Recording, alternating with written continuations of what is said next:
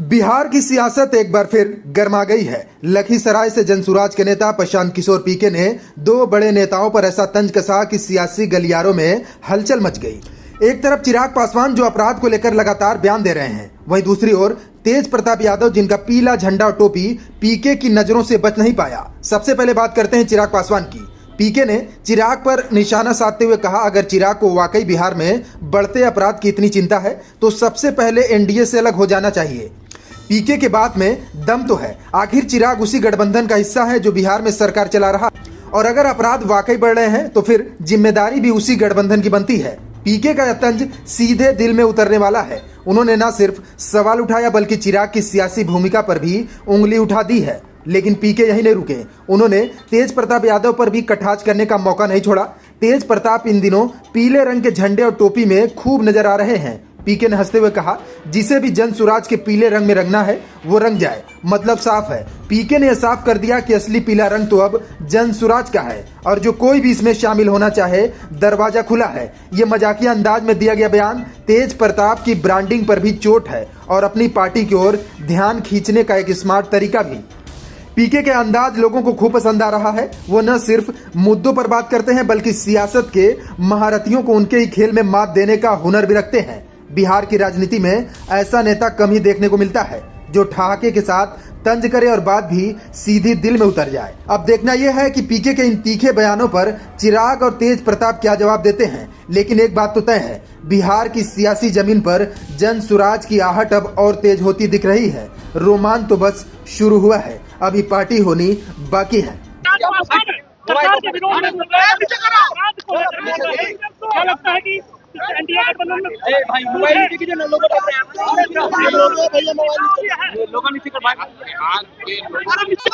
करेगा वो बिहार में होने वाले चल रहे अपराध और भ्रष्टाचार का समर्थन नहीं कर सकता है। और कहीं ना कहीं ये जनता का दबाव है कि एनडीए के साथी घटक दलों को भी ये आवाज उठानी पड़ रही है। लेकिन चिराग जी को अगर लगता है कि यहाँ कानून व्यवस्था ठीक नहीं है तो उनको उस सरकार से अलग होना चाहिए और बिहार की जनता की आवाज बननी चाहिए, बिहार की जनता की लड़ाई लड़नी चाहिए। आप एनडीए में रहिएगा भी और उसकी शिकायत भी कीजिएगा, ये दोनों बात उचित नहीं है।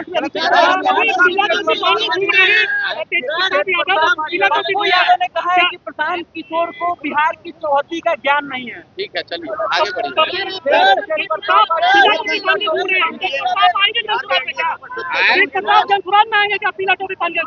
अब जो पीला टोपी पहनेगा वो सब जनसुराज में आ जाएगा, कोई जरूरी थोड़ी है। ये तो आप जाके तेज प्रताप जी से पूछिए कि कब वो हरा पहनेंगे कब पीला पहनेंगे। जनसुराज का रंग पीला है, जनसुराज का रंग पीला है, उनका बेलकर को भी पीला रंग में रंगना है, रंग जाए।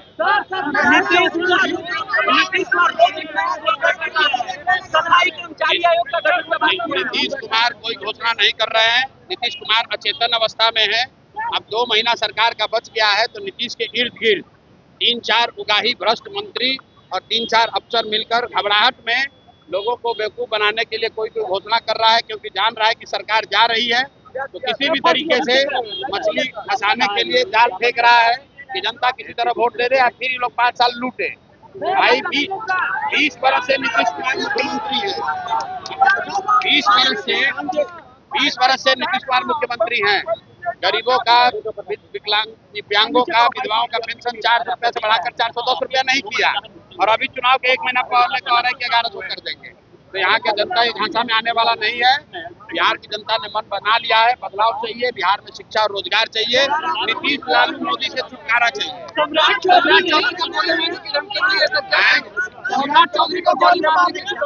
भैया सम्राट चौधरी को कोई गोली नहीं मारने वाला है। जो सत्ता में बैठा हुआ है खाली सुरक्षा बढ़ाने के लिए झूठ मूठ का सब नाटक करता है, कहता है हमको धमकी मिला है।